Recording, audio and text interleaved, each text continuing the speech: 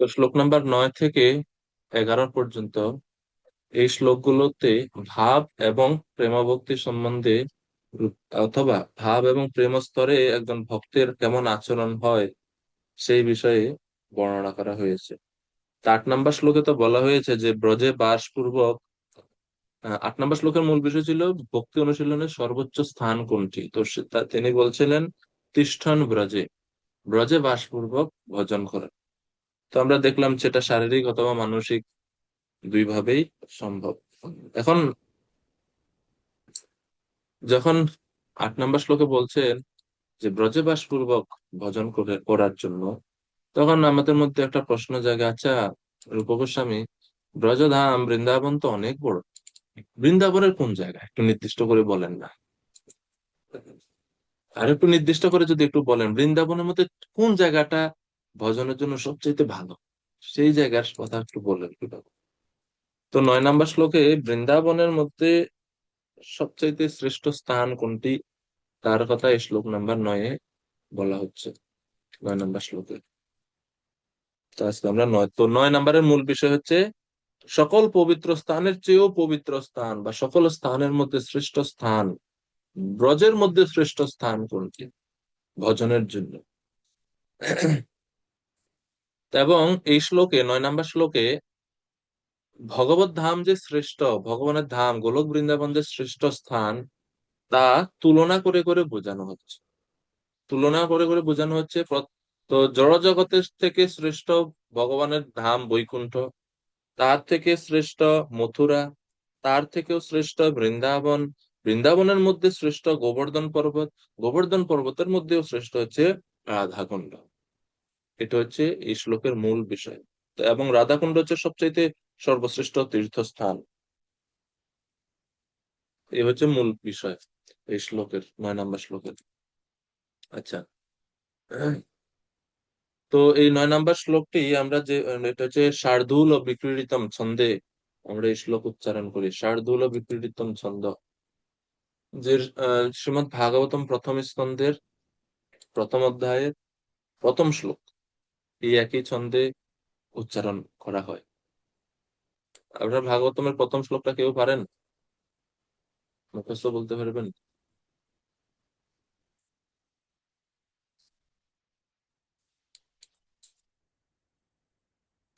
হ্যাঁ মাতাজি বলুন, লীলা প্রিয় হরে মাতাজি। হরে কৃষ্ণ দণ্ডবৎ প্রণাম। বলুন। ওম নমো ভগবতে বাসুদেবায়। ওম নমো ভগবতে বাসুদেবায়। জন্মাদস্য यतयन्नयत् इतरतस्वर्থेषु भिक्खुस्वराट् तेने ब्रह्म हृदयादिकवये मुह्यन्ति यत्सूर्यः तेजोवारी मृदं यथा विनिमयो यत्र त्रिसर्गं मृषा धाम्ना स्नेनो सदा निरस्तकुहकं सत्यं परं धीमहि। হরে সুন্দর কৃষ্ণ, অনেক প্রণাম সুন্দর, প্রভু। ধন্যবাদ মাতাজি। তো আমরা এই প্রথম শ্লোক, এই যে ভাগবতের প্রথম যে শ্লোকটা যে ছন্দে আমরা উচ্চারণ করি, যে নির্দিষ্ট যে ছন্দে, এটা হচ্ছে শার্দুল ও বিক্রীড়িত। একই ছন্দে এই 9 নম্বর শ্লোক আমরা পড়বো।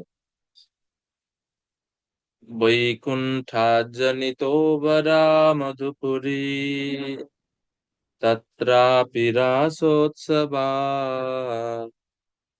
বৃন্দারণ্যমুদারপানিরমনাৎ তত্রাপি গোবর্ধন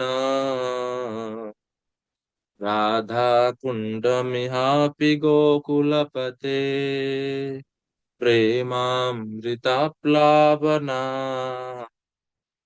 কুর্যাদস্য বিরাজতো গিরিতটে সেবাম বিবেকিনকা।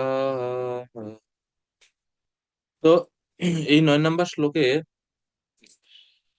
বলা হচ্ছে, প্রথমে বলা হচ্ছে বৈকুণ্ঠা জনিত বরা মধুপুরী, মথুরা নামক দিব্য স্থান ঐশ্বর্যময় অপ্রাকৃত জগৎ বৈকুণ্ঠ অপেক্ষা শ্রেষ্ঠ। জড় জগতের চেয়ে প্রথম প্রথম তুলনা হচ্ছে জড়জগৎ থেকে শ্রেষ্ঠ হচ্ছে বৈকুণ্ঠ।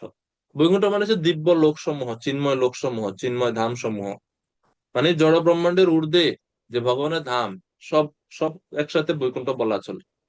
তো বৈকুণ্ঠ এই জড়জগৎ থেকে শ্রেষ্ঠ কেন না, এই জড়জগৎ ধ্বংস হয়, প্রলয় হয়, সৃষ্টি প্রলয় হতে থাকে, কিন্তু বৈকুণ্ঠ লোক নিত্য, ধ্বংস হয় না। এই জন্য এই জড়জগৎ থেকে বৈকুণ্ঠ শ্রেষ্ঠ। শ্লোকে বৈকুণ্ঠ থেকে তুলনা দেওয়া হচ্ছে, জড় জগতের সঙ্গে কখনো চিন্ময় জগতের তুলনা হয় না। এজন্য শুরু হচ্ছে বৈকুণ্ঠাৎ, অর্থাৎ বৈকুণ্ঠ থেকে। বৈকুণ্ঠাৎ জনিত বরা মধুপুরী তত্রাপি রাসোৎসবাৎ। তো যেহেতু বৈকুণ্ঠ থেকে শ্রেষ্ঠ কোনটা, তো বলছে বৈকুণ্ঠ থেকে শ্রেষ্ঠ হচ্ছে মথুরা। জড়জগৎ থেকে শ্রেষ্ঠ বৈকুণ্ঠ, বৈকুণ্ঠ থেকে শ্রেষ্ঠ হচ্ছে মথুরা। কেন মথুরা শ্রেষ্ঠ?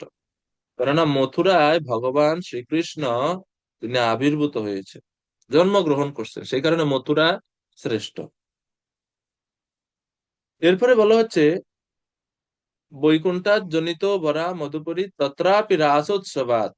সে মথুরা থেকেও শ্রেষ্ঠ হচ্ছে বৃন্দাবন। কেন? কারণ বৃন্দাবন, সেখানে ভগবান শ্রীকৃষ্ণ রাসলীলা প্রদর্শন করেছেন। আর সে বৃন্দাবনের মধ্যেও শ্রেষ্ঠ একটা স্থান আছে, বৃন্দারণ্যম উদার পানি রমনাথ তত্রাপি গোবর্ধনম। বৃন্দারণ্যম, বৃন্দাবনের মধ্যে উদার পানি, ভগবানের এক নাম হচ্ছে উদার পানি। তিনি স্বহস্তে, তার হস্ত দ্বারা একটি পর্বত উত্তোলন করেছেন, যে পর্বতের নাম হচ্ছে গোবর্ধন পর্বত। এই জন্য বলছে উদার পানি রমনাথ তত্রাপি গোবর্ধন। এই বৃন্দাবনের মধ্যেও শ্রেষ্ঠ স্থান হচ্ছে গোবর্ধন পর্বত। কেন? কারণ গোবর্ধন পর্বতের পাদমূলে বা গোবর্ধন পর্বতে ভগবান তিনি বিবিধ প্রেমময় লীলাবিলাস করেছেন, গোপসখাদের সঙ্গে গোচারণ করতেন, এবং এই গোবর্ধন পর্বতকে ভগবান নিজের স্বরূপ বলে প্রকাশ করছেন। নিজ হস্তে ভগবান গোবর্ধন পর্বত উত্তোলন করেছিলেন 1 সপ্তাহ ব্যাপী। এই জন্য বৃন্দাবনের মধ্যে গোবর্ধন হচ্ছে শ্রেষ্ঠ। কিন্তু রূপ গোস্বামী এখানে থামছেন না, তিনি আরো বলছেন সেই গোবর্ধনের মধ্যেও, গোবর্ধন তো অনেক বড়, তার মধ্যেও শ্রেষ্ঠ স্থান হচ্ছে রাধা কুণ্ড।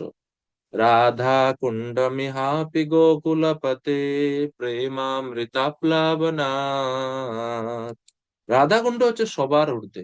গোবর্ধনের মধ্যেও, গোবর্ধনের যে অনেক, গোবর্ধনে অনেক কুণ্ড, অনেক সুন্দর সুন্দর ছোট ছোট তীর্থস্থান আছে, বিভিন্ন কুণ্ড আছে, অপ্সরা কুণ্ড, এরকম অনেক সুন্দর সুন্দর। এর মধ্যে শ্রেষ্ঠ হচ্ছে রাধা কুণ্ড। রাধা কুণ্ডম ইহ অপি, রাধা কুণ্ড তার থেকেও শ্রেষ্ঠ। কেন?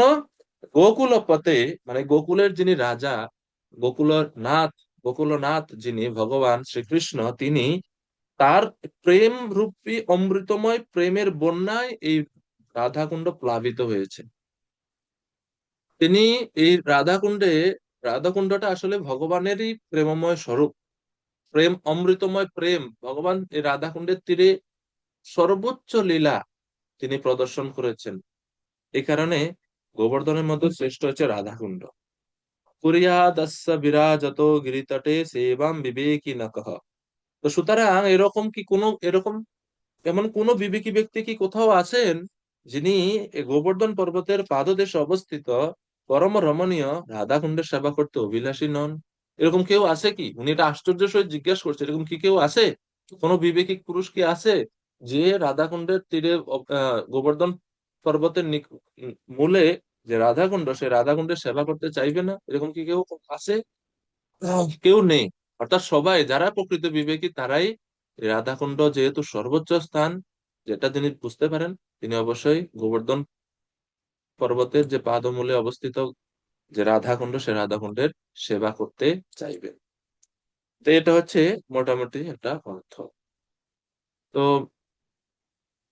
আহ, রাধারমন গোস্বামী মহারাজ বলছেন, রাধারমন দাস গোস্বামী, যে তত্র পূর্বম ইয়ৎ ব্রজ এব তিষ্ঠ নীতিযুক্তা তথাপি কুত্র ইতি আহ। অর্থাৎ পূর্বের শ্লোকে ভগবান বলছেন যে ব্রজে তোমার ভজন করো, ব্রজে অবস্থান করো। এখন প্রশ্ন হচ্ছে ব্রজের ঠিক কোন জায়গা, নির্দিষ্ট করে এক জায়গা বলো। তো এই জন্য এই শ্লোকে নির্দিষ্ট করে বলছেন, শ্রেষ্ঠ শ্রেষ্ঠ শ্রেষ্ঠ করতে করতে করতে করতে শেষ পর্যন্ত আসছে রাধাকুণ্ড হচ্ছে শ্রেষ্ঠ। ঠিক আছে।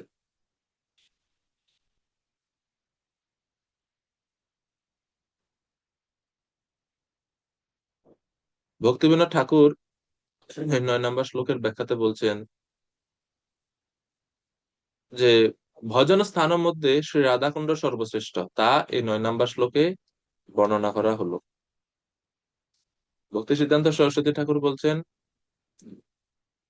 শ্রী চৈতন্য মহাপ্রভুর নিতান্ত অন্তরঙ্গ ভক্ত শ্রী রূপ গোস্বামী শ্রী গৌরহরি হৃদয়ের সর্বোত্তম ভাব রাধাকুণ্ড সেবাকেই পরম পরাকাষ্ঠা সেবারূপে উপদেশ দিয়েছেন, এবং এই রাধাকুণ্ডের ভাব উপলব্ধি করা অত্যন্ত দুর্গেয়। তো এইভাবে বৈকুণ্ঠ, বৈকুণ্ঠ থেকে মথুরা, মথুরা থেকে বৃন্দাবন, বৃন্দাবন থেকে গোবর্ধন, এবং গোবর্ধনের মধ্যে হচ্ছে রাধাকুণ্ড, এটা হচ্ছে শ্রেষ্ঠ। তো শিল প্রভুপাদ তাৎপর্যে ব্যাখ্যা করছেন যে এই জড়জগৎ এবং চিন্ময় জগতের সম্বন্ধে প্রভুপাদ বলছেন যে সৃষ্টির 3/4 হচ্ছে অপ্রাকৃত জগৎ, চিন্ময় জগৎ, আর সৃষ্টির 1/4 হচ্ছে এই জড় জগৎ। এই জন্য এই জড় জগৎকে বলা হয় একপাদ বিভূতি, আর চিন্ময় জগৎকে বলা হয় ত্রিপাদ বিভূতি। এর মানে বুঝতে পারি আমরা যে জড় জগতের থেকে চিন্ময় জগতের সংখ্যা অনেক অনেক অনেক গুণ বেশি। একপাদ বিভূতি এবং ত্রিপাদ বিভূতি শ্রীমদ্ ভাগবতমের বর্ণনা আছে। তো এটা, তো এর মানে আমরা সহজে বুঝতে পারি যে একপাদ বিভূতি থেকে ত্রিপাদ বিভূতি অর্থাৎ চিন্ময় জগৎ অনেক শ্রেষ্ঠ।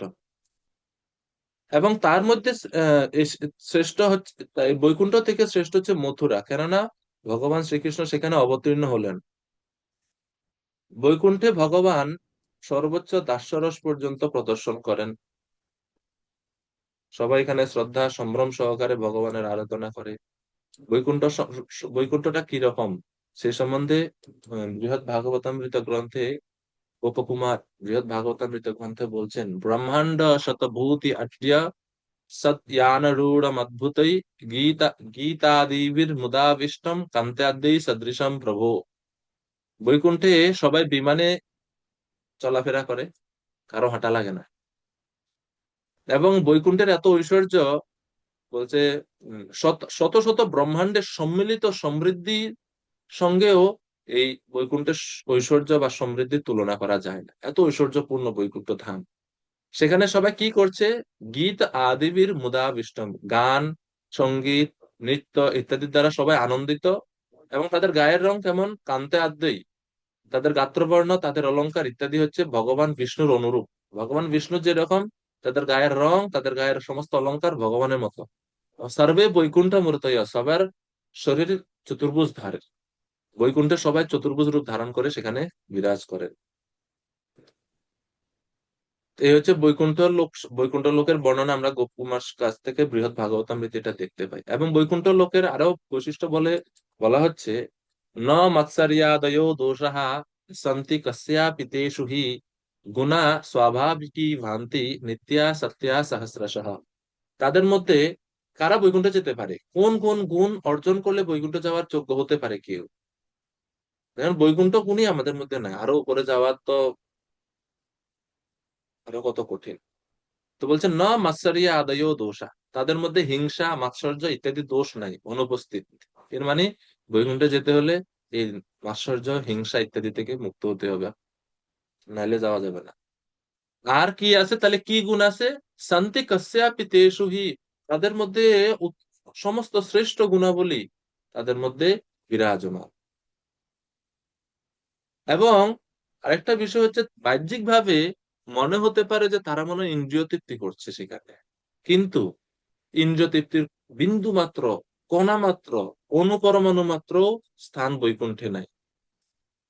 তারা সবাই সবসময় ভগবান শ্রী বৈকুণ্ঠনাথ যে নারায়ণ, নারায়ণের সেবায় তারা সবসময় রত আছে। এবং এই বৈকুণ্ঠের বর্ণনা আপনারা আরো সুন্দর বর্ণনা পাবেন শ্রীমদ্ ভাগবত 3য় স্কন্ধ 15 অধ্যায়, বৈকুণ্ঠের পরিবেশ 3.15। ওইখানে বৈকুণ্ঠ অধ্যায়ের নামই হচ্ছে বৈকুণ্ঠ লোকের বর্ণনা। পারাবতান্ন বৃতসার চক্রবাক দাতুইয় হংস সুপতি তিরিবর্ধি নাম। এরকম বৈকুণ্ঠের বৃক্ষ, বৈকুণ্ঠের ফুল, বৈকুণ্ঠের পাখি, বৈকুণ্ঠে যারা অধিবাসীগণ, সবার বৈশিষ্ট্য খুব সুন্দরভাবে এখানে বর্ণনা করা হয়েছে। সেখানে কোনো দোষ, মানে কোনো দোষ নাই। সমস্ত পাখিরা খুব সুন্দর সুন্দর গান গাইতে পারে, কিন্তু যখনই ভ্রমর আসে সমস্ত পাখিরা চুপ হয়ে যায়। কোলা হলো বিরমতে অচিরমাত্র মুচ্চই ভৃঙ্গা দ্বীপে হরি কথা মিবগায় মানে। অর্থাৎ যখনই ভৃঙ্গ গুনগুন গুনগুন গুনগুন করতে করতে আসে, তখন কোকিল, টিয়া, ময়না, যত যত পাখিরা আছে বৈকুণ্ঠে সবাই চুপ হয়ে যায়। কেন? তারা মনে করে ভ্রমর যদিও ছোট্ট একটা পাখি, তুলনায় পাখিদের তুলনায় এই ভ্রমরের তো সুন্দর নাই, আকারও ছোট, পাখির অত সুন্দর, কত সুন্দর মিষ্টি কণ্ঠে তারা গায়, কিন্তু ভ্রমরের কণ্ঠও নাই। কিন্তু তারা চুপ হয়ে যায় কেন? তারা ভ্রমরকে সম্মান প্রদর্শন করে। সমস্ত পাখিরা ভ্রমরকে সম্মান প্রদর্শন করে কেন? তারা জানে এই ভ্রমর এখন ভগবান বৈকুণ্ঠের মালা থেকে মধু সংগ্রহ করে আসছে।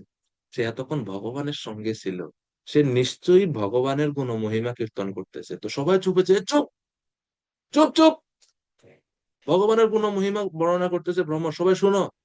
এই কারণে সমস্ত পাখিরা চুপ হয়ে যায়। হরিকথাম ইব গায় মানে, যদিও ভ্রমর হরিকথা বর্ণনা করতে পারে না, তো তারা মনে করে ভ্রমর মনে হয় ভগবানের গুণমহিমা বর্ণনা করতেছে, এই সবাই চুপ করো, আমরা শুনি কি মহিমা বর্ণনা করছে ভ্রমর। তো এইভাবে যদিও ভ্রমর না আকৃতিতে, না রঙে, না কণ্ঠে, কোনো দিক থেকেই শ্রেষ্ঠ নয়, কিন্তু তারপরেও তারা ভ্রমরকে শ্রেষ্ঠ প্রদান করে, শ্রেষ্ঠতা বা মান্যতা প্রদান করে। ঠিক আছে। তারপরে ফুলের কথা বলা হচ্ছে, যে বৈকুণ্ঠ ধামে অনেক সুন্দর সুন্দর, অনেক কালারফুল, অনেক ফুল আছে সেখানে, পুষ্প আছে, পুষ্প দ্বারা সবসময় পরিপূর্ণ থাকে। কিন্তু সমস্ত পুষ্পরা তুলসী মহারানীকে অত্যন্ত সম্মান করে। কেন? কারণ তুলসী হচ্ছেন কৃষ্ণের প্রিয়, ভগবানের প্রিয় তিনি। পুষ্পরা এই জন্য তুলসী দেবীকে অত্যন্ত সম্মান করে। কেন? কারণ তুলসীকে এত ভগবান এত বেশি প্রিয় মনে করেন যে তুলসী মহারানী ছাড়া ভগবান কোনো সেবাই গ্রহণ করেন না।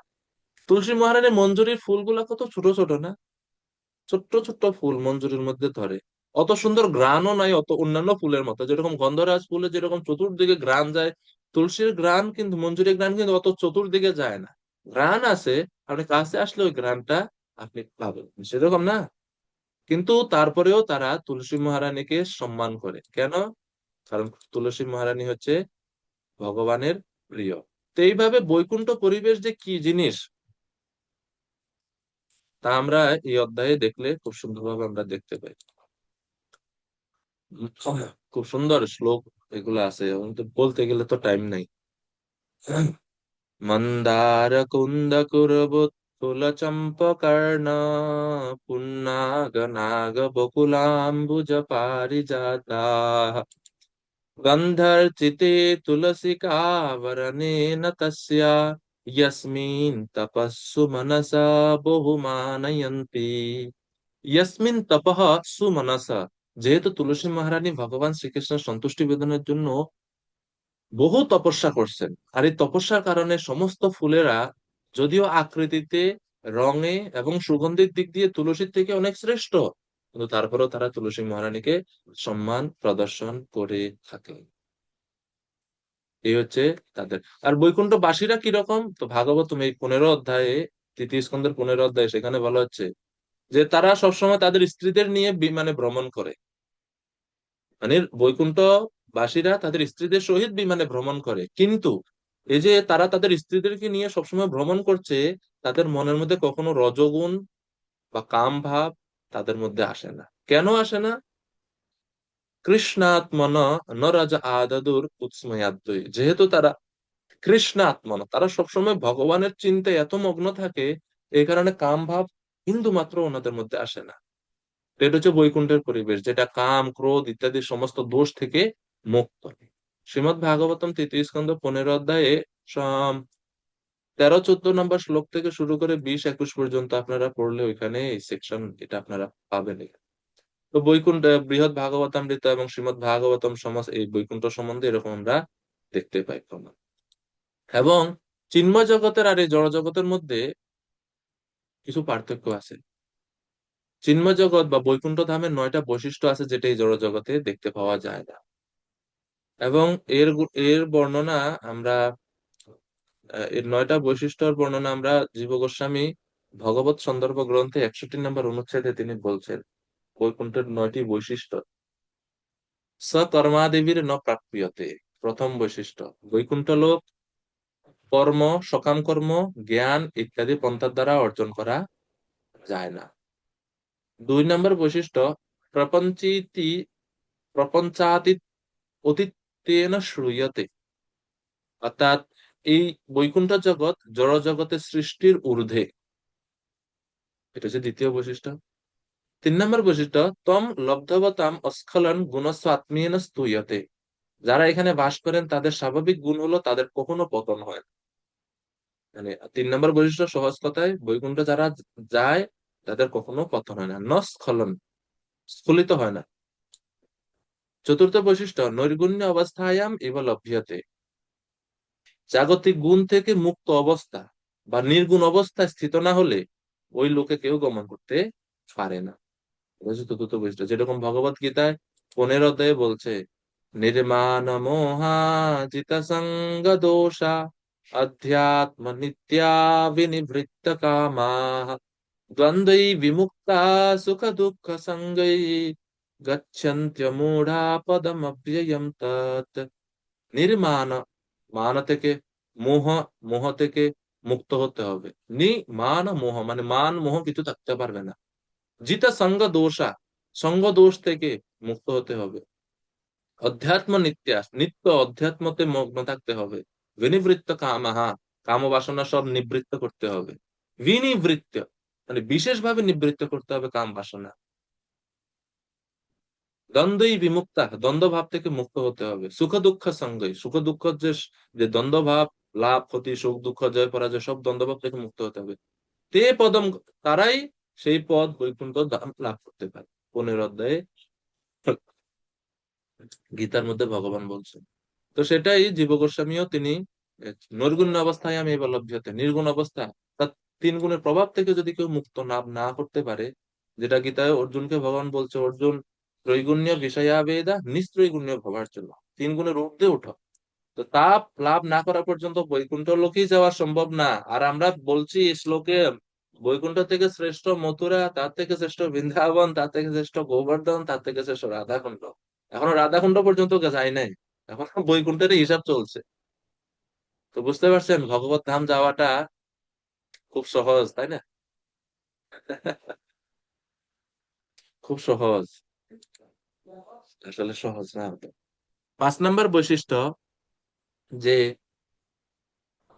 এমনকি এই জড় জগতে যে আমরা দেখি ভগবানের মন্দির, যেখানে ভগবানের শ্রী বিগ্রহ সেবা পূজা হয়ে থাকে বিধিবদ্ধ ভাবে, তো বলা হচ্ছে যে এই মন্দিরগুলো নির্গুণতা বা আহ, বৈকুণ্ঠের আবেশ প্রাপ্ত হয় মন্দিরগুলো, যে মন্দিরে ভগবানের নিত্য বিগ্রহ শুদ্ধভাবে প্রতিষ্ঠা করে শুদ্ধভাবে সেবা পূজা হয়, সেই মন্দিরগুলো যেগুলো এই জড় জগতে, সেই মন্দিরগুলো বৈকুণ্ঠের আবেশতা প্রাপ্ত হয়। অর্থাৎ বৈকুণ্ঠ যেরকম নির্গুণ, 3 গুণের প্রভাব থেকে মুক্ত, ভগবানের শ্রী বিগ্রহ যেখানে প্রতিষ্ঠিত হয়ে সেবা পূজা হয় শুদ্ধভাবে, সেই মন্দিরও নির্গুণ, তা 3 গুণের প্রভাব থেকে মুক্ত। এইভাবে এই জড়জগতের যে মন্দির সমূহ যেখানে ভগবানের সেবা হয়, সে মন্দিরও বৈকুণ্ঠ ধামের মতোই পরিগণিত হয়। তো এই 5 নম্বর বৈশিষ্ট্যতে তো বলা হচ্ছে যে যেখানে ভগবানের বিগ্রহ প্রতিষ্ঠার কারণে মন্দির 3 গুণের প্রভাব থেকে মুক্ত, আর সেখানে বৈকুণ্ঠ লোক যেখানে ভগবান নারায়ণ অবস্থান করেন সরাসরি, সেখানে গুণ কিভাবে প্রবেশ করতে পারে? সেটা তো অবশ্যই মুক্ত। তো সেখানে কোনো রকম কলুষতা নেই। 6 নম্বর, সাক্ষাৎ এবং প্রকৃতি পরত্বেন শ্রূয়তে, এটি সমস্ত উপায়ে জড়া প্রকৃতি থেকে শ্রেষ্ঠ, জড় জগৎ থেকে সব দিক থেকে সেটা শ্রেষ্ঠ। 7 নম্বর বৈশিষ্ট্য, নিত্যতয় উদ্ঘর্ষতে, শাস্ত্রে এটাকে নিত্য বলে বিদ্যমান বা বর্ণনা করা হয়েছে। নিত্য বলতে 6 প্রকার বিকার থেকে মুক্ত চিন্ময় জগৎ, বৈকুণ্ঠ লোক 6 প্রকার বিকার থেকে মুক্ত। 6 প্রকার বিকার কি? জায়তে, অস্তি, বর্ধতে, বিপরিণামতে, অপক্ষীয়তে, বিনশ্যতি। এই হচ্ছে 6টা বিকার, যেটাকে আমরা বাংলা বলি জন্ম, বৃদ্ধি, স্থিতি, বংশবৃদ্ধি, ক্ষয় এবং মৃত্যু। এই যে 6 প্রকার বিকার আমাদের শরীরের হয়, তাই জড় জগতের এই 6 প্রকার বিকার হয়। এই জড় জগতের অধীন সমস্ত বস্তুর জন্ম আছে, কিছু সময় এটা থাকে এই জড় জগতে, এরপরে এটা ক্ষয় হয় এবং ধ্বংস হয়ে যায়। অর্থাৎ বিকার যুক্ত এই জড় জগৎ, কিন্তু চিন্ময় জগৎ নিত্যতয় উদ্ঘোষ্যতে, চিন্ময় জগৎ যে 6 প্রকার বিকার থেকে মুক্ত। 8 নম্বর বৈশিষ্ট্য হচ্ছে মোক্ষ সুখমপি তিরস্কুর্বতিয়া ভক্তইব লভ্যতে। অর্থাৎ এই বৈকুণ্ঠ ধামকে একমাত্র ভক্তির দ্বারাই লাভ করা যায়। যে ভক্তির কাছে মুক্তির সুখ তুচ্ছ, সেই ভক্তির দ্বারাই ভগবানের বৈকুণ্ঠ লোক সেখানে যাওয়া যায়, অন্য কোনো উপায় নাই। 9 নম্বর সর্বশেষ, সচ্চিদানন্দ ঘনত্বেন অভিধীয়তে। শাস্ত্রে বর্ণনা করা হয়েছে চিন্ময় জগৎ কি রকম, সচ্চিত আনন্দময়। সচ্চিত আনন্দময় সচ্চিত আনন্দের ঘনীভূত রূপ হচ্ছে বৈকুণ্ঠ লোক। এই 9টা বৈশিষ্ট্য।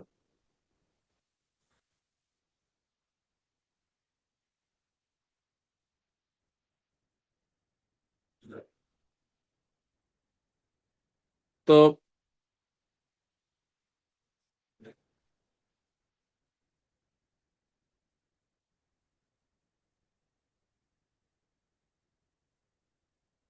এইভাবে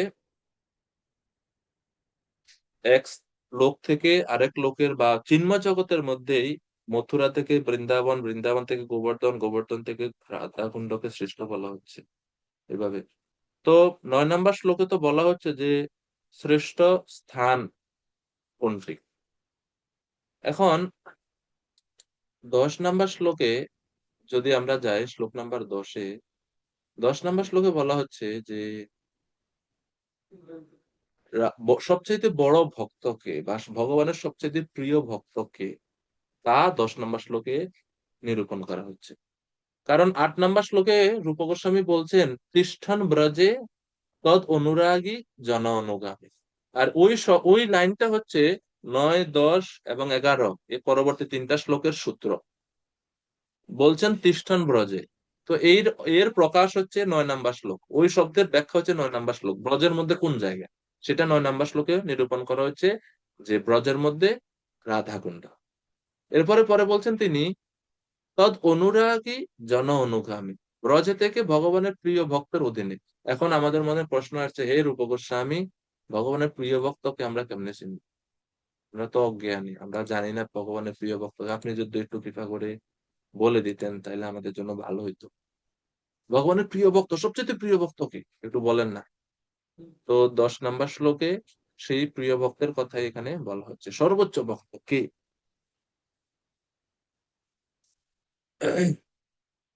তো শ্লোক নাম্বার 10,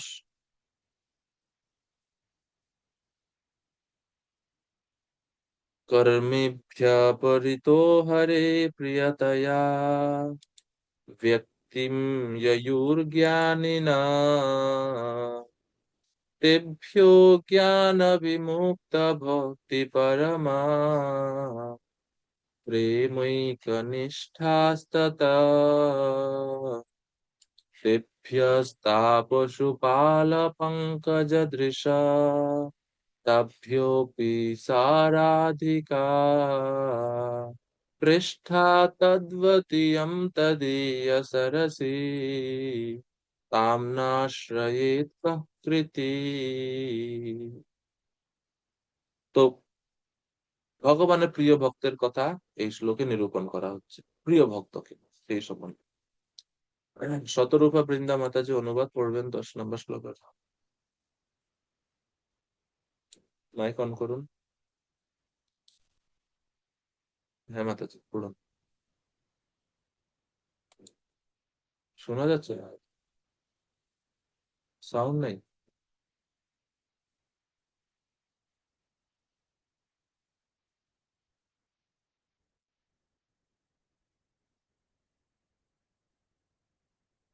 আচ্ছা, মনে হয় একটু সমস্যা হতে পারে মাইক। রাধিকা ব্রজ মাতাজি বললো, অনুবাদ করবেন। হ্যাঁ, হরে কৃষ্ণ প্রভু প্রণাম। পূর্ণিমা মাতাজি। শাস্ত্রে উল্লেখ আছে যে সকল প্রকার সৎকর্ম নিরত পুণ্যবান কর্মীর তুলনায় চিদ্দানিশী জ্ঞানী ব্যক্তি শ্রীহরির প্রিয়। ওই সকল জ্ঞানী ব্যক্তির মধ্যে যারা অপেক্ষাকৃত উন্নত এবং যারা তাদের উন্নত জ্ঞানের মাধ্যমে মুক্তির স্তর লাভ করেছেন, তারা ভগবানের ভক্তির সেবা লাভ করতে পারেন। তিনি অন্যান্যদের তুলনায় অপেক্ষাকৃত শ্রেষ্ঠ এবং যিনি প্রকৃত কৃষ্ণ প্রেম লাভ করেছেন তিনি ওই মুক্তিপ্রাপ্ত জ্ঞানী ব্যক্তিদের তুলনায় শ্রেষ্ঠ। কিন্তু ব্রজ নারীগণ গোপীগণ ভক্তির অনন্য স্তরে অধিষ্ঠিতা, কারণ তারা কৃষ্ণগত প্রাণা। ওই ব্রজ নারীগণের বা গোপীদের মধ্যে আবার শ্রীমতী রাধারানী হচ্ছেন শ্রীকৃষ্ণের অতি প্রিয়। গোপীদের মধ্যে প্রিয়তম এই গোপীটির মতো শ্রীমতী রাধারানীর মতো তার কুণ্ড ভগবান শ্রীকৃষ্ণের কাছে নিগূঢ়ভাবে প্রিয়। সুতরাং এমন কে আছেন যিনি রাধাকুণ্ডের এমন অপ্রাকৃত ভাবময় পরিবেশে আশ্রয় গ্রহণ করে রাধা গোবিন্দের অষ্টকালীয় ভজন না করবেন? বাস্তবিক পক্ষে যারা রাধাকুণ্ডের তীরে রাধাকৃষ্ণের ভজন সাধন করেন তারা পরম সৌভাগ্যবান। হরে কৃষ্ণ। তো এই শ্লোকে বলা হচ্ছে, এখানে তুলনা দেওয়া হচ্ছে যে কৃষ্ণের প্রিয় ভক্ত কারা, তাদের একটা, ওই যে যেরকম 9 নম্বর শ্লোকে তুলনা দেওয়া হচ্ছে, 10 নম্বর শ্লোক ক্রমে, মানে এনার থেকে ইনি শ্রেষ্ঠ, এনার থেকে ইনি শ্রেষ্ঠ, এনার থেকে ইনি শ্রেষ্ঠ, এভাবে শ্রেষ্ঠ শ্রেষ্ঠ শ্রেষ্ঠ শ্রেষ্ঠ করতে করতে করতে উপরে যাওয়া হচ্ছে। তো মাতাজি হ্যান্ড রেজ করছেন, বলুন। সুদীপা ঘোষ মাতাজি,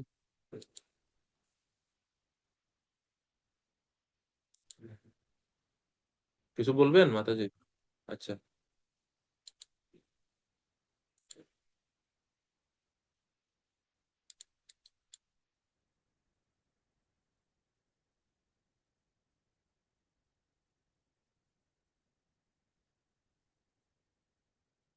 তো এখানে একবারে একটা চার্টের মধ্যে আমরা এখানে বুঝতে পারি যে মানে শ্লোকের অর্থটা এই, এটা এখানে দেখা যায় যে প্রথমে বলা হচ্ছে কর্মীভ্য পরিতো হারে, যারা কর্মী সকর্মনিরত, সেই কর্মীদের থেকে যারা চিদ অন্বেষী জ্ঞানী তারা ভগবানের প্রিয়। এখানে কর্মী বলতে যারা স্বধর্মে নিরত, যারা স্বধর্মে নিরত, বর্ণাশ্রম ধর্ম ঠিকভাবে পালন করছে তাদেরকে বোঝানো হচ্ছে কর্মী। এরা সকাম কর্মী হতে পারে, নিষ্কাম কর্মী হতে পারে, কিন্তু সেই কর্মী অপেক্ষা শ্রেষ্ঠ হচ্ছে জ্ঞানী। জ্ঞানী শ্রেষ্ঠ কেন? কারণ কর্মীরা তারা কর্মফলের বাসনা করে, কিন্তু জ্ঞানী কর্মফল এর বাসনা করে না, তিনি বর্জন করে, কর্ম বর্জন করে, কর্মফলও বর্জন। জ্ঞানীর থেকে শ্রেষ্ঠ হচ্ছে তেভ্য আহ তেভ্য জ্ঞান বিমুক্ত ভক্তি পরমা। জ্ঞানীর থেকেও শ্রেষ্ঠ হচ্ছে জ্ঞান বিমুক্ত যে ব্যক্তিগণ তারা, এবং তাদের থেকে শ্রেষ্ঠ হচ্ছে যারা ভগবত সেবা বা ভক্তি পন্থা অবলম্বন করেছেন, ভক্ত, তিনি হচ্ছেন শ্রেষ্ঠ। তেভ্য তা পশুপাল পঙ্কজ তৃষা তেভ্যোপি সা রাধিকা। সেই ভক্তদের মধ্যে শ্রেষ্ঠ হচ্ছে ব্রজ গোপিকাগণ। ভগবানের ভক্ত অনেক আছে, অনেক রসের ভক্ত আছে, অনেক অবতারের, অনেক অনেক অবতারের ভক্তরা আছে, কেউ রামচন্দ্রের ভক্ত, কেউ নৃসিংহদেবের ভক্ত, কেউ জগন্নাথের ভক্ত, ইত্যাদি ইত্যাদি। কিন্তু সবচেয়ে শ্রেষ্ঠ হচ্ছে সমস্ত ভক্তদের মধ্যে যারা মাধুর্য রসের পরম পরাকাষ্ঠা, গোপীরা, ব্রজধামের বৃন্দাবনের গোপীরা, তাদের, তারা হচ্ছে সবচেয়ে শ্রেষ্ঠ। এবং তেভ্যোপি সা রাধিকা, সেই গোপীদের মধ্যেও সর্বশ্রেষ্ঠ স্থানে আছে শ্রীমতী রাধারানী। আর এটাই হচ্ছে এই শ্লোকের নির্ণীত বিষয়, যে ভগবানের সবচেয়ে শ্রেষ্ঠ ভক্ত, প্রিয়তম ভক্ত হচ্ছে শ্রীমতী রাধা। এরা সবাই ভগবানের প্রিয়। ভগবত গীতায় ভগবান বলছেন আহ চতুর্বিধা ভজন্তে মাম জনা সুকৃতি অর্জুন, যার 4 প্রকার সুকৃতি মানুষ আমার কাছে শরণাগত হয়। তো আর তো অর্থাৎ জিজ্ঞাসু জ্ঞানী তাদেরকেও ভগবান সুকৃতি না বলছে, তারা সুকৃতি সম্পন্ন বলছে ভগবান সেখানে। তো বাদ দিচ্ছেন না নিচের, এদেরকে ভগবান বাদ দিচ্ছে না, যে তারা আমার, তারা যেহেতু, এরা যেহেতু বেদ মানতেছে, বেদের অনুসারী হয়ে কর্ম করতেছে, এরাও একটা আছে, তাদের অবস্থান আছে, কিন্তু পর্যায়ক্রমিক ভাবে শ্রেষ্ঠ হচ্ছে শ্রীমতী রাধারানী, যিনি হচ্ছেন ভগবানের সবচাইতে প্রিয় ব্যক্তিত্ব, প্রিয় ভক্ত। এবং শেষ লাইনে শ্লোকে বলা হচ্ছে প্রেষ্ঠা তদ্বৎ ইয়ম তদীয় সরসি। এই রাধারানী যেরকম ভগবানের সবচেয়ে প্রিয়, রাধারানী যেরকম কৃষ্ণের প্রিয়, সেরকম রাধারানীর যে কুণ্ড, রাধা কুণ্ড, তাও ভগবানের একই রকম ভাবে প্রিয়। মানে শ্রীমতী রাধারানী কৃষ্ণের যতটুকু প্রিয়, শ্রীমতী রাধারানীর যে কুণ্ড, রাধা কুণ্ড, সেই রাধা কুণ্ডও ভগবান শ্রীকৃষ্ণের অত্যন্ত প্রিয়। সেজন্য বলছেন তাম ন আশ্রয়ে কঃ কৃতি। কৃতি মানে যারা বুদ্ধিমান মানুষ, যারা জ্ঞানী মানুষ, বুদ্ধিমান বিচক্ষণ মানুষ, সেই রকম কোন ব্যক্তি আছে যে এই রাধাকুণ্ডের আশ্রয় গ্রহণ করবে না, যেটা শ্রীমতী রাধারানীর এবং কৃষ্ণের এত প্রিয়। অর্থাৎ রাধাকুণ্ডের আশ্রয় গ্রহণের ফলে আমরা অতি শীঘ্রই ভগবান শ্রীকৃষ্ণের প্রসন্নতা বিধান করতে পারি। তো এটা হচ্ছে রূপ গোস্বামীর এই 10 নম্বর শ্লোকের আহ মুখ্য মোটামুটি এই অর্থ। তো এখন আমরা একটু বর্ণনা করে দেখি বা শাস্ত্রে কি বলা হচ্ছে, যে আসলে কিভাবে শ্রীমতী রাধারানী হচ্ছে ভগবানের সবচাইতে প্রিয় ভক্ত। তো শাস্ত্রে বর্ণনা করা হচ্ছে যে ভগবানের অনেক ভক্তরা আছে। কর্মী এবং জ্ঞানীদের সম্বন্ধে আমরা আর এখানে আলোচনা করছি না। শিল প্রভুপাদ তাৎপর্যে বলছেন যে বিকর্মীদের থেকে কর্মীরা শ্রেষ্ঠ। বিকর্মী কারা? যারা বেদ মানে না, যারা শুধুমাত্র মনে করে যে কর্ম করো, কর্মই ধর্ম, আলাদা ভগবানের পূজা করা লাগবে না, তারা হচ্ছে কর্মকাণ্ডী। কর্মকাণ্ডী থেকে কর্মীরা ভালো, কারণ কর্মীরা অ্যাটলিস্ট বেদ মানে, বেদ মেনে, ভগবানকে মেনে তারা কর্ম করে। তো কর্মী কারা? তো এই জন্য যারা কর্মকাণ্ডী তাদেরকেও বিকর্মী বলা হয়ে থাকে, যারা শাস্ত্র বিধি অমান্য করে ইন্দ্রিয় তৃপ্তির জন্য কর্ম করে। তাদের থেকে শ্রেষ্ঠ হচ্ছে কর্মী। কর্মীরা জাগতিক লাভের উদ্দেশ্যে বিভিন্ন দেবদেবীর উদ্দেশ্যে বৈদিক যজ্ঞ অনুষ্ঠান আদি পুণ্য কর্ম করে থাকে, এবং এর ফলস্বরূপ তারা স্বর্গে যায়, স্বর্গে গিয়ে সুখ ভোগ করে, পুণ্য শেষ হয়ে গেলে তারা আবার এই জগতে ফিরে আসে, এবং এইভাবে তারা ঘুরতে থাকে। এটা হচ্ছে তাদের জীবন। এই কর্মীদের থেকেও শ্রেষ্ঠ হচ্ছে জ্ঞানী। শিল প্রভুপাদ বলছে জ্ঞানীরা জীবনের উচ্চতর মূল্যবোধ বুঝতে পারে। তারা বুঝতে পারে যে জীবনের উদ্দেশ্য হচ্ছে মুক্ত হওয়া। তো জ্ঞানীদের চরম উদ্দেশ্য হচ্ছে জড় জগতের দুঃখ দুর্দশা থেকে, জন্ম মৃত্যু চক্র থেকে মুক্তি লাভ। এবং সেই কারণে তারা জড় জগতে কোনো বিষয়ের আশ্রয় গ্রহণ করতে চায় না। তারা সবকিছু থেকে বের হয়ে যেতে চায়, মুক্তি লাভ করতে চায়। কিন্তু সেই জ্ঞানী থেকেও শ্রেষ্ঠ হচ্ছে ভক্ত, কেননা জ্ঞানী নির্বিশেষ ব্রহ্মের প্রতি আসক্ত, আর ভক্ত ভগবানের যে সবিশেষ রূপ, সাকার রূপ, সেই রূপের প্রতি আসক্ত। তো ভক্ত হচ্ছে শ্রেষ্ঠ, কেননা ভক্ত প্রেমময়ী সেবায় নিঃস্বার্থ ভাবে। জ্ঞানীদের স্বার্থ আছে, কর্মীদের স্বার্থ আছে, ভক্তের কোনো স্বার্থ নাই। কর্মীরা স্বর্গসুখ পাওয়ার জন্য পুণ্য কর্ম আদি করে, জ্ঞানীরা মুক্তি লাভের জন্য জ্ঞান আদি তপস্যা করে। অষ্টাঙ্গ যোগীরা সমাধি স্তর লাভের জন্য অষ্টাঙ্গ যোগ অনুশীলন করে। কিন্তু ভক্ত কিসের জন্য ভক্তি করে? ভক্তের কি বাসনার জন্য নিয়ে ভক্ত ভক্তি করে? শুদ্ধ ভক্তি কি আসলে? অন্যাবিলাসিতা শূন্যম জ্ঞান কর্মাদ্যনবৃতম আনুকূল্যেন কৃষ্ণ অনুশীলনম ভক্তির উত্তমা। ভক্তির উত্তমা বা উত্তমা ভক্তি মানে হচ্ছে সমস্ত প্রকার অভিলাষ থেকে মুক্তি। কোনো কোনো সময় আমরা ভক্তরা ভগবানের কাছে বলি যে ভগবান আমি আপনার ধামে যেতে চাই, আপনার ধামে আমরা নিয়ে জানি, জগৎ থেকে আমার মুক্তি করে দেন। কিন্তু এটাও শুদ্ধ ভক্তদের বাসনা না। শুদ্ধ ভক্তরা ভগবানের ধামেও যাওয়ার জন্য প্রার্থনা করেন না। তারা প্রার্থনা করেন ভগবানের সেবা করার জন্য, ভক্ত সঙ্গের জন্য, ভগবানের কথা শ্রবণ কীর্তনের সুযোগ পাওয়ার জন্য। এর বিনিময়ে যদি ভগবান তাদেরকে নরকেও পাঠায়, তারপরেও ভক্ত যেতে রাজি। কীট জন্ম হও যথা তুয়া দাস, বহির্মুখ ব্রহ্ম জন্মে নাহি মোর আস। ভক্তিবিনোদ ঠাকুর বলছেন যেখানে আপনার ভক্ত আছে, সেখানে আমি কীট হয়েও জন্মগ্রহণ করতে চাই, কিন্তু আপনাকে ভুলে গিয়ে চতু- চতুর্মুখ ব্রহ্মা পদও আমি লাভ করতে চাই না। এটা হচ্ছে শুদ্ধ ভক্তদের প্রার্থনা। তো শুদ্ধ ভক্তিটা আসলে অনেক অনেক অনেক সূক্ষ্ম, অনেক অত্যন্ত পবিত্র একটা জিনিস, যেখানে ভক্ত ভগবানের কাছে কিচ্ছু চায় না। কিচ্ছু না মানে কিচ্ছু না। সালোক্য শাস্তি সামীপ্য সারূপ্য একত্বম অপিয়ুত দীয়মানম ন গৃহ্ণন্তি বিনা মত সেবনম জানা।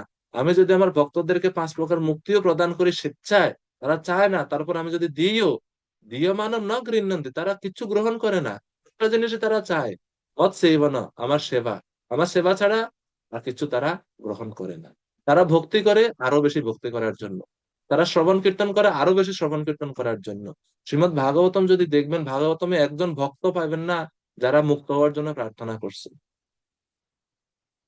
তাদের সকলের বাসনা হচ্ছে আরো বেশি করে আমি আপনার ভক্তি করতে চাই, আপনার ভক্তদের সঙ্গ করতে চাই, আপনার কথা শ্রবণ কীর্তন করতে চাই। ন নাক পৃষ্ঠম ন চ পারমেষ্টম ন সার্বভৌমম ন রসাদিপত্যম ন যোগ সিদ্ধিম পুনর্ভবম বা সমঞ্জসত্তা বিরহইয়া কাঙ্ক্ষে।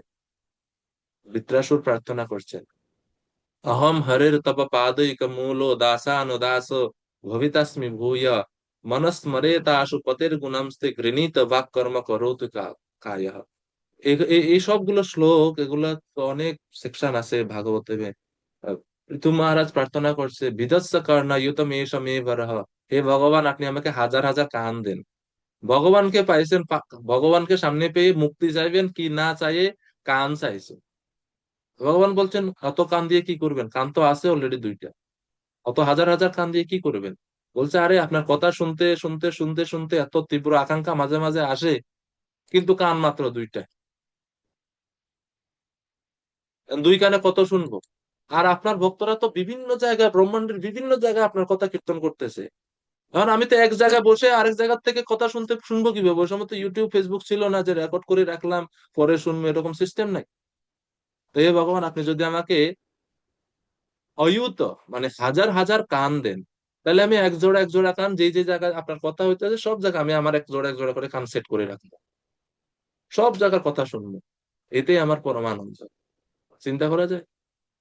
কুন্তি মহারানী বলছেন না মুক্তি দেন, তিনি বলছেন বিপদা সন্তুতা শস্য তত্র তত্র জগৎগুরু। বিপদ দেন, বিপদ দিলে আমি আপনারা দেখতে পাবো। আর চৈতন্য মহাপ্রভু আমাদেরকে শিক্ষা দিলেন, না ধনম নাকি সধনম, ধনম দেহি জনম দেহি, এটা তো মহাপ্রভু বলেন না। মহাপ্রভু এমনকি মুক্তিও চায় না, এই জন্য বলছে মম জন্মনি জন্মনি ঈশ্বরে। আমার জন্মে জন্মে, জন্মে জন্মে মানে কি? আমি এই জন্মে মুক্ত হতেও চাই না। এটা আপনার ইচ্ছা, আপনি যা দেন তা আমি গ্রহণ করব, আমার ইচ্ছা নাই ব্যক্তিগতভাবে মুক্ত হওয়া। মম জন্মনি জন্মনীশ্বরে ভবতাৎ ভক্তির অহৈতুকিতই। অহৈতুকি ভক্তি একমাত্র আকাঙ্ক্ষা করি, এটা হচ্ছে সমস্ত শাস্ত্রের সিদ্ধান্ত চূড়ামণি। ছিল শ্রী চৈতন্য মহাপ্রভুর মুখ নিঃসৃত শিক্ষা, সমস্ত শাস্ত্রের সার। শিক্ষা অষ্টকম এই জন্য এটাকে বলা হয়, সমস্ত শাস্ত্রের শিক্ষার সার এখানে। ভক্তের প্রার্থনা কি হওয়া উচিত, এটা হচ্ছে ভক্তের প্রার্থনা। আর এই কারণে কর্মী জ্ঞানী যোগী তপস্বীদের থেকে ভক্ত ভগবানের প্রিয়, কারণ ভক্ত অত সেবা করে কিন্তু বিনিময়ে ভগবানের কাছ থেকে কিচ্ছু নেয় না। এই সমস্ত ভক্তদের মধ্যে আবার ক্যাটাগরি আছে, ভক্তদের মধ্যে আবার ক্যাটাগরি আছে, কেউ কর্মমিশ্র ভক্ত, কেউ জ্ঞান মিশ্র ভক্ত, কেউ শুদ্ধ ভক্ত। এর মধ্যে যারা শুদ্ধ ভক্ত তারা ভগবানের প্রিয়। এখন এই শুদ্ধ ভক্তদের মধ্যে আবার ক্যাটাগরি আছে। শুদ্ধ ভক্তদের মধ্যে ক্যাটাগরি কি? কেউ শান্ত রসের ভক্ত, কেউ দাস রসের ভক্ত, কেউ বাৎসল্য রসের ভক্ত, কেউ সখ্য রসের ভক্ত, কেউ মাধুর্য রসের ভক্ত। যেহেতু রসের মধ্যে সর্বশ্রেষ্ঠ রস কোনটা? মাধুর্য। সে কারণে যারা মাধুর্য রসের ভক্তগণ তারা হচ্ছে ভগবানের সবচেয়ে প্রিয়। কারণ মাধুর্য রসের ভক্তরা অনেক আছে, তাদের মধ্যে শিরোমণি, তাদের মধ্যে ক্যাপ্টেন, তাদের মধ্যে অগ্রগণ্য শ্রীমতী রাধা। সে কারণে রাধারানী হচ্ছে ভগবানের সবচেয়ে প্রিয় ভক্ত। শ্রীমতী রাধারানী ভগবানের সবচেয়ে প্রিয় ভক্ত। কেন ভগবান ব্রজবাসীদের, এই গোপিকাদের শ্রেষ্ঠতম ভক্ত বলছেন জানেন? তো বৃন্দাবনে এর বিশেষ, বৃন্দাবন মানে দশম স্কন্ধ শ্রীমদ্ ভাগবতমের বিস্তারিত বর্ণনা আছে, চৈতন্য চরিতামৃত গ্রন্থে এর বিস্তারিত বর্ণনা আছে, এবং এগুলো ভক্তদের শ্রবণ কীর্তন করা উচিত। গোপিকাদের যে ভগবানের প্রতি ভালোবাসা, সেটা অনুপম, মানে কোনো কিছুর সঙ্গে তুলনা করা যায় না, কোনো কিছু উপমা দিয়ে এটা বোঝানো যায় না যে তারা কতটুকু ভগবানকে ভালোবাসে এবং কতটুকু নিঃস্বার্থ ভাবে তারা ভগবানকে ভালোবাসে। আত্মসুখ দুঃখে গোপীর নাহি কবিচার, কৃষ্ণ সুখ হেতু চেষ্টা মনোব্যবহার। আত্মসুখ দুঃখ, নিজের সুখ কিসে হবে, নিজের দুঃখে দুঃখ কিসে হবে, গোপীর নাহিক বিচার, গোপীরা এটা চিন্তা করে না। কৃষ্ণ সুখ হেতু চেষ্টা মন ব্যবহার, কৃষ্ণ সুখের জন্য তাদের সমস্ত চেষ্টা মানে আচরণ, সমস্ত ব্যবহার, সবকিছু শুধু কৃষ্ণ সুখের জন্য। তারা জীবন ধারণ করে কৃষ্ণ সুখের জন্য। তো এগুলো খুবই উন্নত মনোভাব, আমরা জাস্ট একটু ধারণা পেতে পারি যে ওনাদের প্রেমটা কৃষ্ণের প্রতি, ভালোবাসাটা কৃষ্ণের প্রতি কত গভীর, কত গাঢ়। হ্যাঁ।